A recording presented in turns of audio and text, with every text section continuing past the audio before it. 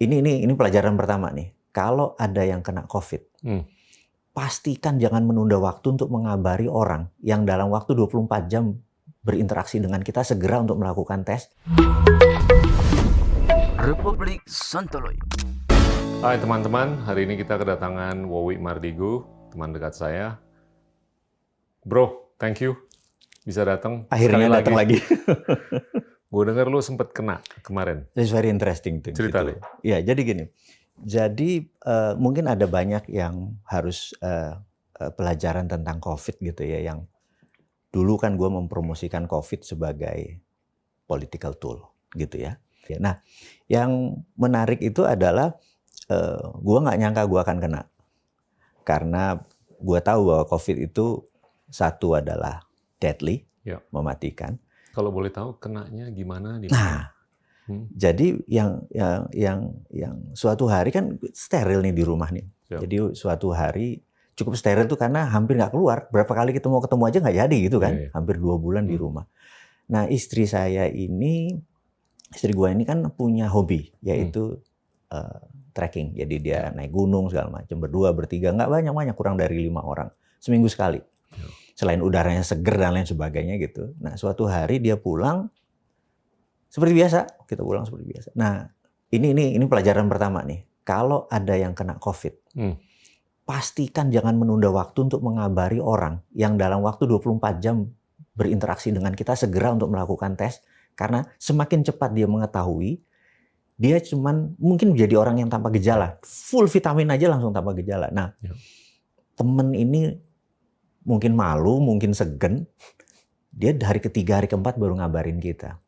Gitu. Nah, di sini kita secara fisik memang berbeda. Nah, ada lagi teman yang trekking sama okay, istri tadi.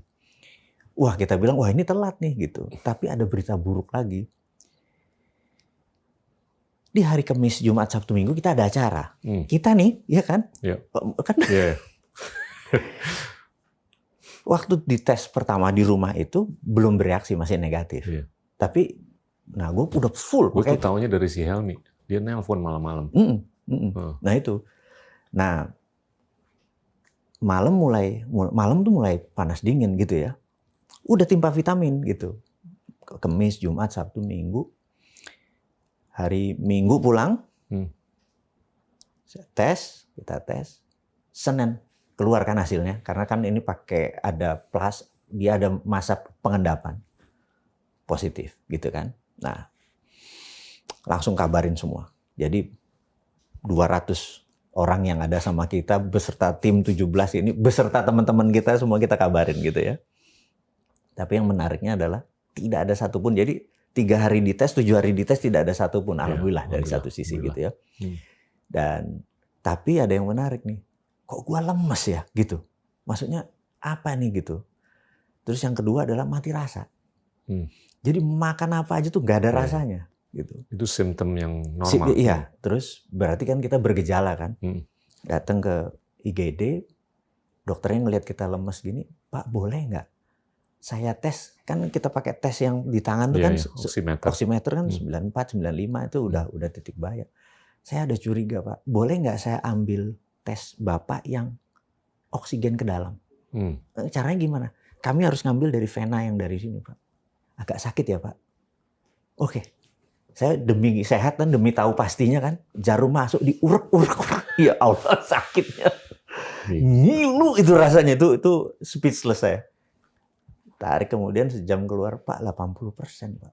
Ouch. Oh ini, jadi nggak nyambung dengan oximeter loh? Nggak nyambung karena itu cuma hitung luarnya, ini dalamnya. Oke. Pak ini yang bisa mati pelan-pelan nih kayak gini nih Pak. Tek toto hilang ini. Karena kan nggak ada apa-apa gitu ya, kita biasa-biasa aja gitu. Jadi Bapak perlu oksigen, nah, udah dikasih speed berapa, dikasih mulai enakan gitu ya. Nah, dokter langsung bilang, plasma ya? Saya bilang, apa tuh plasma? Jadi kalau lihat dari kondisi Bapak sekarang ini, kita sederhanakan aja mengartikan plasma tersebut adalah orang yang sudah sembuh dari COVID, plasma darahnya diambil intinya untuk minteri darah Bapak. Karena waktu ini ada virus masuk, dia masih meraba-raba, ini masih ABC, ini gimana sih gitu ya. Nah, tapi ini nggak gampang Pak. Ini jodoh-jodohan karena nggak mungkin bisa cepat dapat. Saya bilang, oke lah, saya terima itu. Ada lagi yang kedua syaratnya.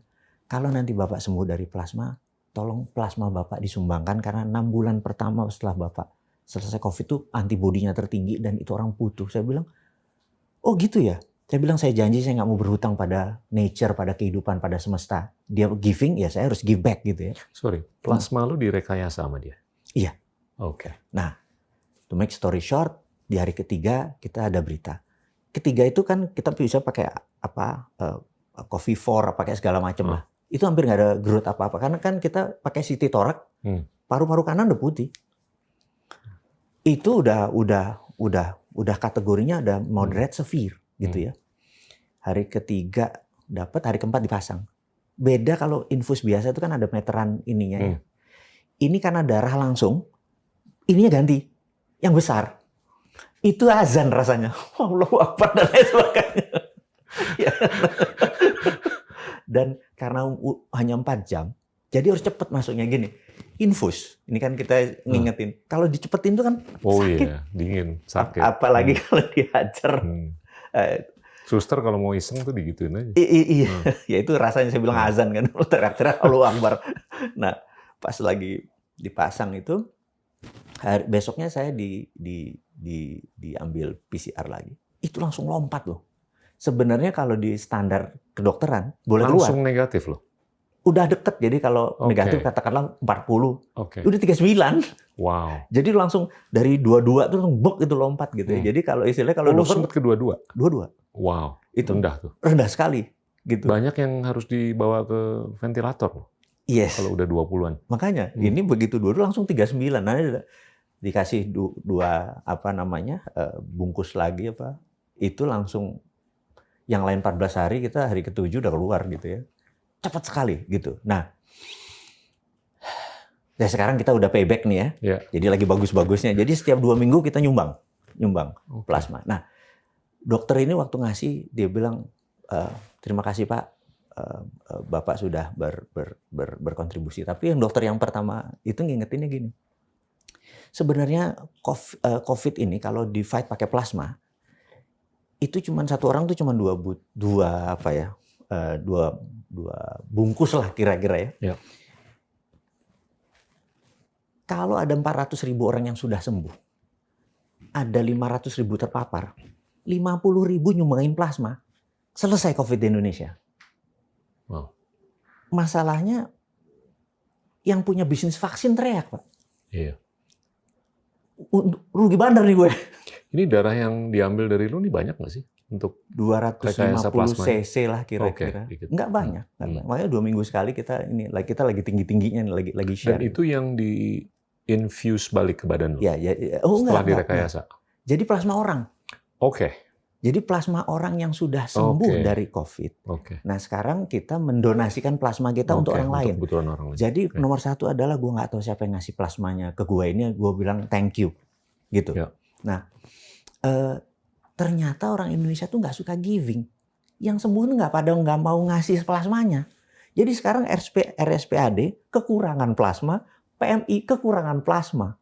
Wow. Itu yang kita bilang ada apa sama bangsa Indonesia. Padahal kalau kita kompak nih semua orang nyumbang yang udah sembuh dari, terutama yang less than 6 months gitu ya, udah dinyatakan negatif, terus tes lagi dia 2 minggu kemudian nyata negatif, dia nyumbang itu selesai masalahnya. Kenapa yang dipromosikan vaksin? Mungkin kurang informasi kali. Karena setahu gue tuh Indonesia ranking untuk givingnya, infak, zakat. Harusnya. Tapi begitu darah kenapa nggak pada nyumbang? Nah berarti mungkin kita ambil positifnya. Mungkin promosinya kurang. Iya. Jadi ada satu talk nih, apalagi me time di rumah sakit, nama kan nggak bisa apa-apa kan, berapa yang masuk tinggal nama, bener nggak? Yeah. Can you imagine hari pertama dari rumah sakit? Di dalam itu ngomong apa? Chance kita pulang nama kan gede banget. Yeah. Rontok mentally. Tapi abis itu udahlah. Kita ya sudah gitu. Nah, ada salah satu yang gue pikir lagi di rumah sakit tuh, Wahimi. Ada brother Gita di situ, ada brother Sandi, ada Helmi, ada semua. Gue mikir lama. Kita gitu. Sandi juga kena tuh kemarin. Ya, dia sih tanpa gejala mudah-mudahan ya. Jadi ini, nah gue mikir kenapa gue deep sekali gitu, yang lain enggak, gitu kan? Gue mikir mungkin kekuatan 5 juta follower dengan 1 juta viewer ini ada maksud. Iya. Bagus. Karena Bagus. itu habis selesai itu, Iya, thanks to para nakes, tenaga kesehatan, thanks to plasma, kita promosiin. Wah, surprisingly itu ngeri sekali responnya, sehingga kita dapat banyak dapat respon, dan beberapa orang jadi keselamatkan. Yang sekarang ini problem adalah golongan darah AB kalau kena, karena langka. Gitu. Jadi ini sekarang masih, dan di RSPAD banyak yang menyumbang kesadarannya tumbuh gitu ya.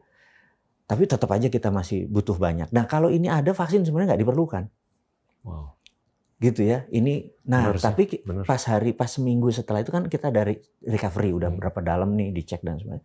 Ketemu sama dokter itu, saya tanya, "Dok, ajarin saya tentang plasma." Ini saya udah terima kasih dulu, udah nyebar dulu gitu. Dia bilang nanti, saya nggak bisa sebut rumah sakitnya, saya juga nggak bisa sebut dokternya. Rumah sakit ini yang membuktikan 100% yang kasih plasma itu sembuh. Ini akan membuat jurnal medik. Kalau lu nyumbang, plasma lu tuh bisa dipakai untuk berapa orang?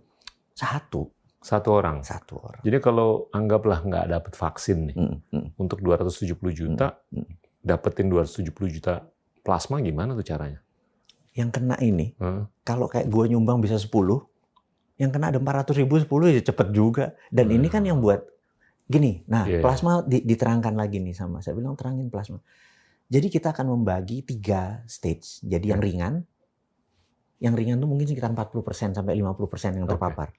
Terus yang medium dan severe itu mungkin sekitar 30%. Kemudian yang akut.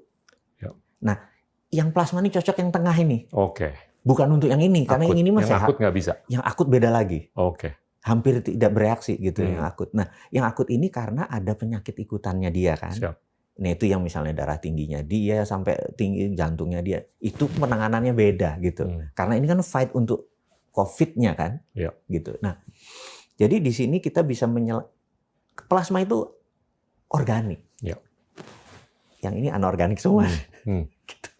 Nah, jadi orang prefer plasma saat ini. Karena organik. Menarik. Gitu. Nah, jadi ke depan mungkin ada yang bilang, karena itu si Deddy Corbuzier bilang, lu COVID atau di-COVID kan? Supaya lu jadi duta plasma katanya gitu. Gue nggak akan nanya itu.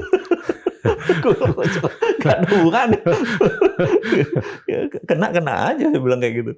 Terus, tapi ke depan bahwa ini sebenarnya ada alternatif solusi untuk plasma yang kita harapkan adalah mereka yang sembuh COVID atau yang kena COVID. Trump kena COVID disengaja dikasih tetes sedikit supaya antibodinya keluar. 3 hari udah sehat lagi gitu. Ya. Jadi tunggu dulu sebelum kita switch nih. Yang gue dengar untuk orang yang udah pulih, itu masih tetap ada beberapa symptoms atau gejala. Termasuk anxiety. Ya kan? Setuju. Lu ngalamin nggak? Episode seperti itu. Ada pasca itunya berbeda-beda. Pasca berbeda-beda sampai 6 minggu katanya. Nah, gua ini yang kena itu di rasa makanan. Jadi aftertaste-nya pahit. Itu yang nah, anxiety itu terjadi, maksudnya panic attack anxiety itu karena kita tahu bisa pulang nama nih. Can you imagine? Di rumah sakitnya bisa pulang nama gitu. Berbeda dengan yang isolasi, mandiri. Kan gue merasakan, gue sebagai orang yang lama di dunia psikologi. Anxious karena, waduh gue nggak bisa show lagi nih. No. Bisa pulang nama kita. Sementara kalau lagi kayak gitu ya, you know, this is human. Yang kita lihat kan rekening akhirat kita. Jangan minus nih gue. Rekening akhirat minus, gemeter juga. Habis itu langsung ingat dosa, ingat ini gitu kan. Nah, apa enggak? Ya anxiety keluar, panas dingin, kaki ini gelisah segala macam, tensi naik. Tapi lu nggak ada kan gitu? Sempet, karena kita human, brother, di level 80, terus begini, terus we don't know, bener nggak? Iya. Kan nggak bisa dijenguk, nggak bisa didatengin. Kita kan steril, terus sendirian di dalam ruangan ngomong sama siapa? Ngomong sama, ya Allah begini, Allah nggak jawab, ya anakku nggak jawab, ada voice, malaikat nggak ada voice, bener nggak? Gila. Ya, tapi sekarang udah oke kan? Nah, udah nyumbang. Ya, oke. Berarti udah nyumbang itu ya bukan kita bilang antibodi kita bagus, karena dokter tetap bilang vitamin tetap, nyemur tetap gitu loh. Nah, gara-gara makan tadi tasteless, kemudian after taste-nya habis udah sembuh juga after makan agak pahit gitu. Itu yang menyebalkan. Berat 2 minggu kurangnya 6 kilo gitu. Jadi baju celana kayak minjem semua.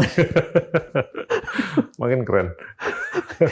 Jadi kelihatan menderitanya gitu kan. Kalau kemarin bisa jaim kita kan ngasih nasihat ke pemerintah buat ini, dia wajar nih. Sekarang lu kelihatan susahnya gitu. Oke.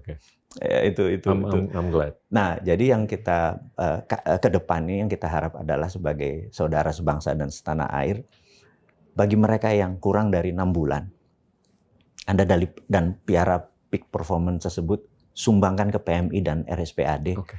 Karena 50.000 orang melakukan tindakan ini, selesai itu COVID. Karena kan semuanya tidak memerlukan plasma. Yang tadi yang medium to severe. Yang non-akut lah. Iya, non-akut. Ya, yang isolasi mandiri di rumah makan vitamin, itu selesai. Dan itu sekitar 40%. Ini 30% ini yang di rumah sakit. Nah, rumah sakit itu bukan ingin berlama-lama pasien itu. Kalau perlu kan rata-rata 14 hari. Betul. Kalau perlu cuma 9 hari, 7 hari keluar supaya mereka masuk. Karena sekarang lagi tinggi-tingginya.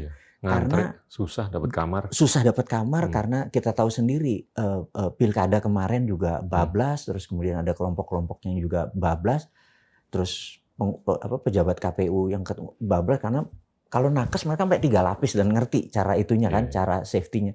Nah ini kan sekarang orang dalam pantauan ini banyaknya bukan main dan kemungkinan sekian persennya ya rumah sakit nggak cukup. Itu yang kita mencoba menyetop karena saat ini kasihan negara, kasihan masyarakat. Tapi di antara itu semua masih ada yang bertanya, emang ada sih COVID? Ya Allah, saya bilang gitu. Lu mau pindah tempat sama gue, silakan. Rasanya anxiety itu gak enak gitu loh. Tapi gue seneng lihat lu udah. Thank you. Udah oke, udah bisa ketawa, udah bisa ini lagi. Dan gue tetap masih khawatir sih mengenai testing dan vaksin. Tapi dengan solusi lewat plasma ini luar biasa. Dan testing kan masih sekitar 2,5% dari jumlah penduduk. Masih kecil sekali. Vaksin juga paling 30-40 juta untuk 2021. Kurang kali ya? Kurang, bro. Kurang. Speed-nya ya sebenarnya kurang. Jumlah ketemu speed ya? Ya, pasok juga.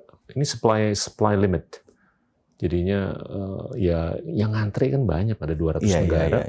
Iya. Dan Tiongkok, Amerika aja udah mesen 1,4 miliar vaksin. Untuk ini kita assume vaksin ini 99.9%-nya sukses gitu ya. Jangan cuma 80% rate suksesnya gitu ya. Betul. Gitu. Betul. Emang belum tentu mematikan, tapi tidak berfungsi gitu loh maksudnya. Betul. Benar kan? Betul. Bukan berarti 100 orang dipakai karena fungsinya cuma 80%, 20% enggak. Cuma nggak function aja gitu kan. Betul. Gitu. Betul. Nah, jadi sebenarnya ada solusi sebenarnya yang kita merasa kenapa tidak dipakai oleh pemerintah. Jadi ini dipakai di Belanda, ini dipakai di Finland gitu ya. Jadi untuk gampangnya adalah begini, negara yang pemimpinnya wanita sukses menangani COVID. Jadi mau New Zealand, Finland, Taiwan itu ya. Ternyata mereka bukan fokus pada penyembuhannya, tapi peranya. Jadi vitamin yang dia dorong, itu yang dia sebar. Preventionnya. Dan itu jauh lebih murah. Kenapa? Karena ini kan kita udah bilang bahwa ini adalah political tool. Ini adalah by design. Oke deh, kita geser dikit. Mengenai, lu kan ngomong Trump berapa kali ini. Mengenai politik Amerika lah. Nah, ke depan sebenarnya kenapa apa-apa kita melihat Amerika? Karena kita tahu dia masih menggunakan military approach.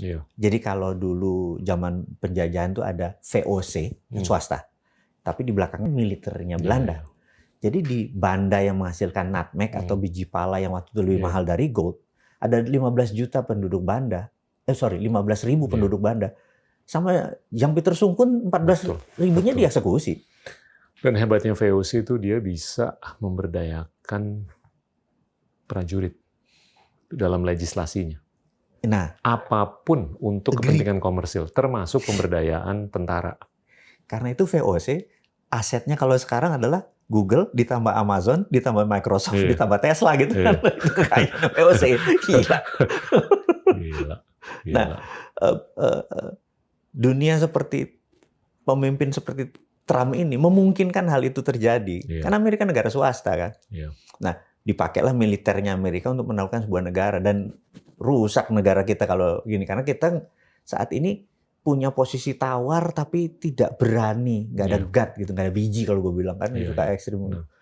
Mana nih kita malah bayangin kita punya sumber daya alam, mungkin sedikit lompat sedikit Nggak karena. apa-apa. Jadi kita punya sumber daya alam. Sumber daya alam tuh versi gue nih gue bagi 3. Satu yang komoditi biasa atau yang seperti dolomit, CaCO3, kalsium karbonat, di mana abundant. Yep. Itu mungkin ya alat dagang deh. Tapi barang-barang yang berharga seperti gold, tembaga yang bisa jadi gold, ini adalah tambang strategis. Terus ada uranium, thorium, itu harusnya vital. Urusan yang strategis dan vital harusnya alat tawar, bukan alat dagang. Yeah. Jadi nikel yang ada lateritnya dan sebagainya, ini harusnya alat tawar. Saat ini diperlakukan sebagai alat dagang. Yeah. Kalau alat dagang, suatu hari cucu gue bilang, Eyang, dulu Indonesia punya nikel ya. Jawabnya gimana? Udah gone tuh? Gitu kan. Karena nggak akan tersisa. Tapi kalau dolomit, CaCO3 digali sampai 100 tahun di Indonesia masih ada terus gitu. Ribuan tahun mungkin masih ada. Tapi kalau benda berharga tadi yang strategik dan vital diperlakukan seperti ini, tapi dia dilindungi undang-undang, itu yang gue sebelnya gitu kan. Nah gue ini kembali lagi, kalau ini konstitusi ini adalah sebuah negara maju atau dewasa, gue tuh mau challenge sebenarnya. Gitu. Tapi sekarang gue challenge di MK, keputusannya mungkin menang gue sebagai challenge. Pemilihannya tetap pemerintah boleh melaksanakan tanpa harus keputusan MK itu nggak sesakti dulu lagi. Diubah juga undang-undang MK-nya. Sakti kali nih kita bingung nih mau langkah. Gue challenge itu sebenarnya mau challenge banyak ya yang gue challenge bukan untuk mengeledekin pemerintah. Tapi kita cuma punya moral karena kita punya knowledge. Yuk kita duduk, kalau benefit dari alat tawar dengan alat dagang banyakkan prinsip kita, kenapa nggak pakai prinsip kita gitu ya? Gue nggak menentang pemerintah, gue juga nggak menentang pejabat, gue cuma menentang knowledge-nya dia. Ya, jadi gue menentang tuh kebijakannya. Republik Sontoloyo.